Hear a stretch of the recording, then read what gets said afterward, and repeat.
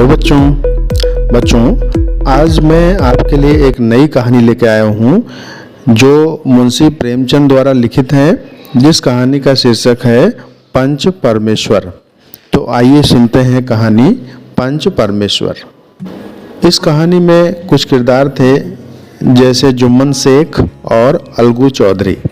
ये दोनों पुराने मित्र थे और उनकी मित्रता तब से चली आ रही थी जब वे बालक थे, यानी वो बचपन से मित्र थे। एक साथ खाना खाना, इकट्ठे खेलना और इकट्ठे ही पढ़ना।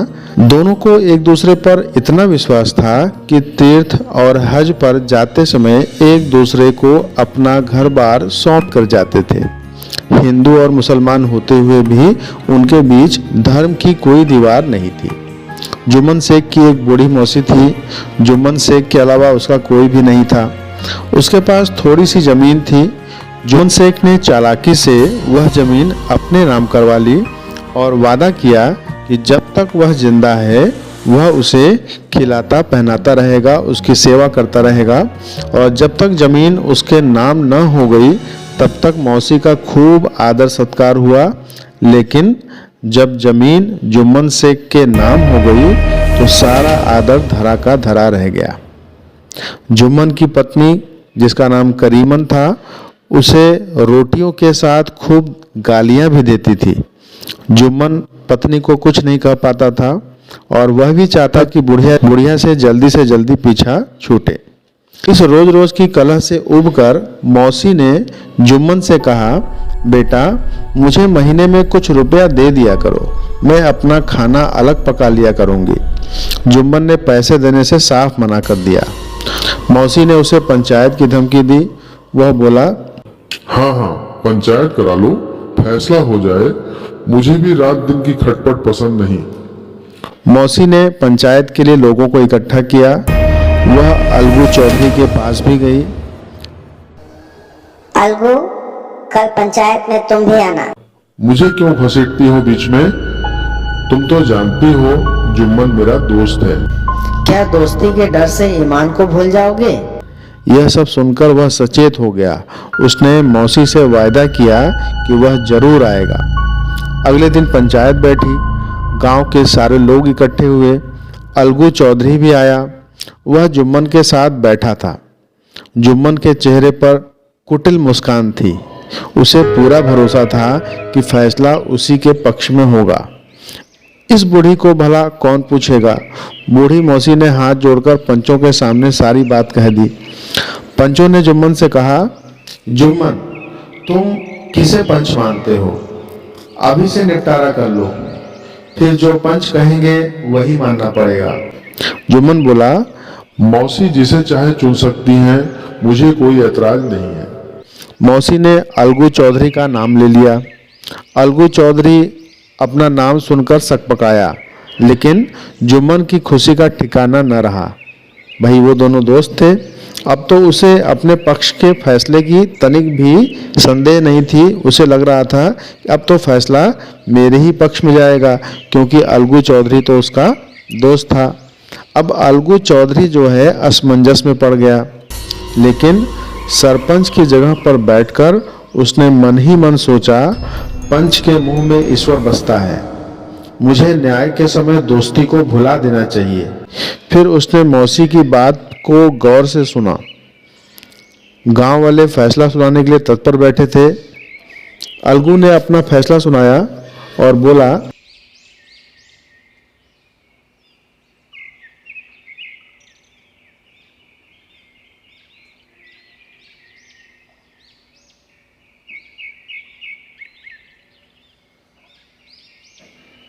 यह फैसला सुनकर जुम्मन को बड़ी हैरानी हुई, लेकिन सारा गांव इस न्याय संगत बात को सुनकर बहुत खुश हुआ। जुम्मन को लगा अलगू ने गलत न्याय किया है, दोस्ती को नहीं निभाया। वह अलगू से नफरत करने लगा और बदला लेने की ताक में रहने लगा। अलगू को खेत जोतने के लिए बैलों की जरूरत थी। उसने पिछले साल बटेसर से बैलों की एक बहुत अच्छी जोड़ी खरीद ली थी। बैल बहुत ही सुंदर और बड़े बड़े सींगों वाले थे। महीनों तक आसपास के गांव के लोग दर्शन करते रहे। कि बैल इतने अच्छे हैं। दुर्भाग्य से जुम्मन की पंचायत के 1 महीने बाद इस जोड़ी का एक बैल मर गया। अलगू को संदेह हुआ कि जुम्मन ने बैल को जहर दे दिया है। अलगू की पत्नी ने भी जुम्मन पर ही दोष लगाया, लेकिन अलगू चौधरी ने किसी तरह अपनी पत्नी को शांत किया। अब 2 बैलों में से एक बैल मर चुके थे, अकेला बैल किस काम का। उसका जोड़ीदार बहुत खोजा गया, पर वैसा बैल नहीं मिला। अलगू ने सोचा कि इस एक बैल को बेच डालना चाहिए। उसने गांव के समझू बनिए के हाथ अपना एक बैल बेच दिया।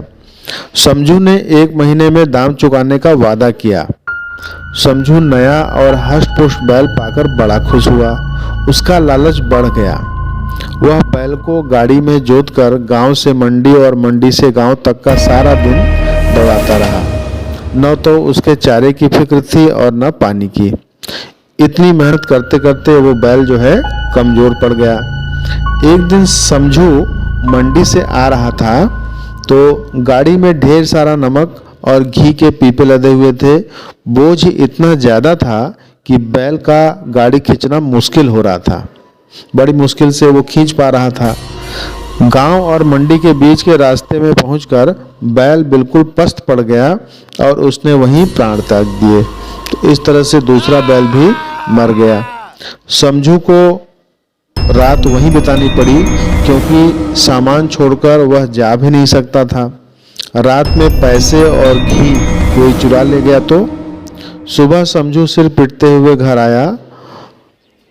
अगले दिन अलगू ने आकर पैसे की मांग की और समझू ने इनकार कर दिया और फिर पंचायत तक की नौबत आ गई। फिर से पंचायत बैठी। समझू ने झट से सरपंच के लिए जुम्मन का नाम ले लिया। जुम्मन का नाम सुनकर अलगू का हृदय धड़कने लगा। अब उसे जीतने की तनिक भी आशा न थी।